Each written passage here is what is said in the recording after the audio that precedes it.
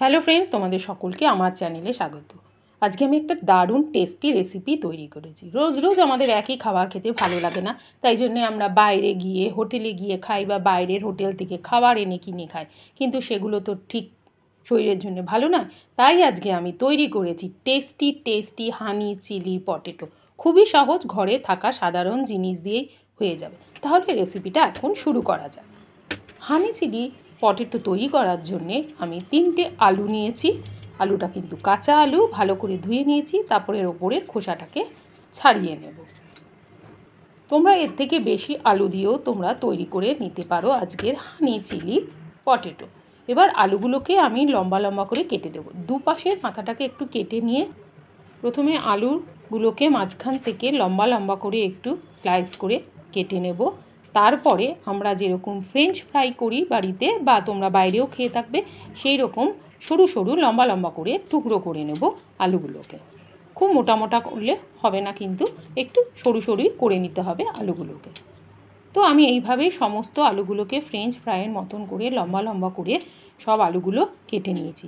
আর আমি এর মধ্যে একটা ক্যাপসিকামও দেবো মাঝারি সাইজে। ক্যাপসিকামটাকেও আমি লম্বা করে সরু সরু টুকরো করে কেটে নেব। তোমরা এখানে পেঁয়াজও অ্যাড করতে পারো, আমি এখানে পেঁয়াজ অ্যাড করবো না। আমি শুধু ক্যাপসিকাম আর আলু দিয়েই আজকে হানি চিলি পটেটোটা তৈরি করব। আর এটা কিন্তু খুব খেতে ক্রিস্পিও হবে। তো আমি এইভাবে ক্যাপসিকামটাকেও কেটে নিয়েছি। আগে থেকে ভালো করে কিন্তু ধুয়ে নিতে হবে। এবার একটা পাত্রর মধ্যে বেশ কিছুটা জল গরম করে অল্প একটু নুন দিয়ে দিয়েছি আর আলুগুলোকে দিয়ে দিয়েছি।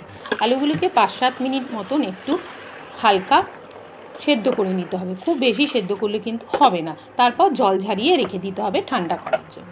এবার ঠান্ডা হয়ে গেছে। আলুগুলোর মধ্যে আমি 3 চামচ মতন কর্নফ্লাওয়ার এখানে অ্যাড করব।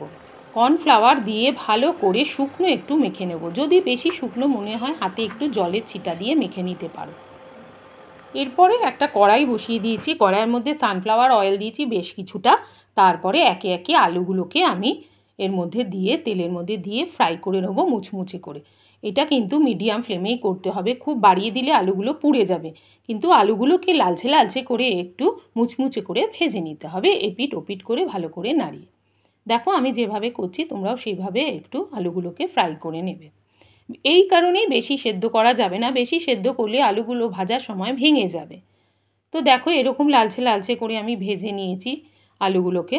তারপর একটা প্লেটের মধ্যে আমি টিস্যু পেপারের মধ্যে আলুগুলোকে তেলের থেকে নিয়ে তুলে রেখে দেব। তারপর আবার আমি আর বাদবাকি আলুগুলোকে ঠিক একইভাবে তেলের মধ্যে দেব, দিয়ে আলুগুলোকে সমস্ত ভেজে নেব। সব আলুগুলো দিয়ে দিয়েছি, এবার ভেজে নিয়েছি। দেখো এরকম লাল করেই সব আলু ভাজা হয়ে গেছে।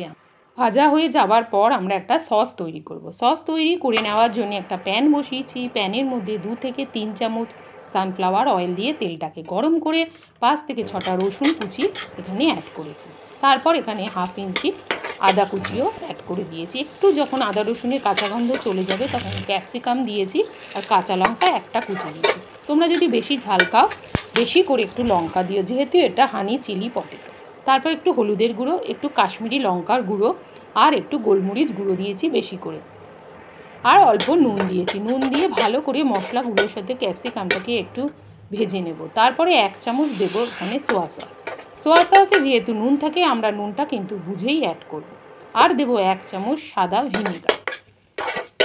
এবার সব একসাথে মিশিয়ে নেবো। এই কাজটা কিন্তু লো ফ্লেমে করতে হবে। এরপর দেবো 2 চামচ টমেটো সস, 2 চামচ রেড চিলি সস, আর ওপর দিয়ে দেবো একটু চিলি ফ্লেক্স দিয়ে ভালো করে 1-2 মিনিট একটু নাড়াচাড়া করে নেব। সসের বাটি ধুয়ে অল্প একটু জলও আমি অ্যাড করে দিয়েছি। তারপর ভালো করে সব একসাথে মিশিয়ে নিয়ে এর ওপরে আমি একটু পোস্ত দানা ছড়িয়ে দিয়েছি। তোমরা ইচ্ছা করলে সাদা তিলও অ্যাড করতে পারো। এরপর ক্রিস্পি পটেটোগুলো যেগুলো ভেজে রেখে দিয়েছিলাম এগুলো সসের মধ্যে দিয়ে ভালো করে আলুর সঙ্গে সব একসাথে মিশিয়ে নেব।